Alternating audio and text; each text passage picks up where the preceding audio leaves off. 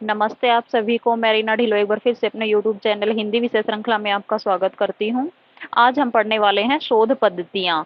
और इससे पहले हमने थोड़ा बहुत शोध के बारे में पढ़ लिया था कि शोध होता क्या है, कितने आधारों पर इसको हम विभाजित कर सकते हैं। तो आज हम पढ़ेंगे शोध पद्धतियों के बारे में।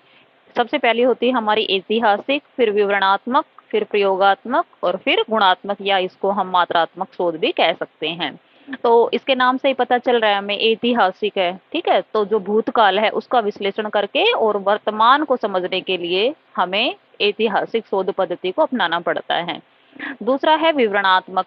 इसमें क्या होगा कि वर्तमान से संबंधित समय और कहाँ से डेटा इकट्ठा किया गया है उसके बारे में, और लास्ट में हमें एक मोरल देना होता है, शिक्षा, कि भाई हमें ये शिक्षा मिली है इससे। प्रयोगात्मक में जैसे हम जब साइंस की क्लास में जाते थे तो उसमें एक्सपेरिमेंट करके देखते थे, परख नली में कुछ डाल के तो दो तत्वों को मिलाकर देखते थे क्या रिएक्शन होता है। तो ऐसे ही लैब में एक्सपेरिमेंट करना, दो तत्वों के बीच में संबंध जानना, ये। फिर है गुणात्मक या मात्रात्मक। गुणात्मक में हमें क्या, कहाँ, कब, इससे हमें कोई लेना देना नहीं है, ठीक है। क्या हुआ, कहाँ हुआ, कब हुआ, नहीं इसकी हमें खोज करनी, हमें सिर्फ इसके कारणों पर जानना है कि क्यों हुआ और कैसे हुआ, ये खोजना होता है गुणात्मक या मात्रात्मक शोध में। अब है शोध के चरण, इनको क्रमवाइज याद करेंगे। सबसे पहले एक समस्या ली जाएगी, ठीक है। उसका सूत्रीकरण मतलब उसकी खोज करके हम एक समस्या लेंगे, उसके ऊपर काम करेंगे। फिर अनुसंधान अभिकल्प तैयार करना, डिजाइन बनाना, अर्थात जैसे हम घर बनवाते हैं तो पहले एक नक्शा तैयार करवाते हैं, तो उसी तरीके से अनुसंधान की अभिकल्पना की जाती है।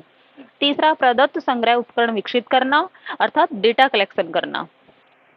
न्यायदर्श या प्रतिदर्श चयन, एक सैंपल के तौर पर हमें उसको लेना है। अनुसंधान प्रस्ताव लेखन, इसको हम जैसे छोटे रूप में लिख लेते हैं पहले ही।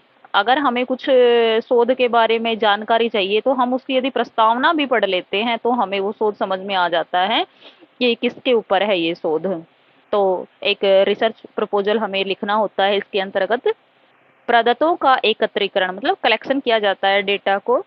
प्रदत्तों का प्रसंस्करण और विश्लेषण, कि क्या कुछ काम का है और क्या कुछ नहीं है, ये एनालिसिस किया जाता है।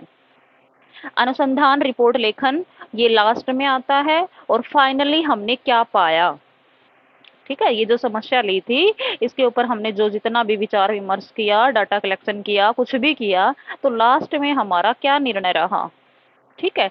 उस समस्या को हम सिद्ध कर सकते हैं और अपने सुझाव भी दे सकते हैं इसमें।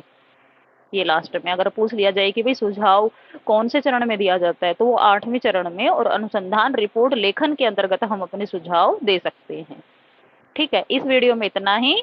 आगे फिर हम पढ़ेंगे अनुसंधान रिपोर्ट लेखन के बारे में कि हमें क्या क्या चाहिए। तब तक के लिए धन्यवाद।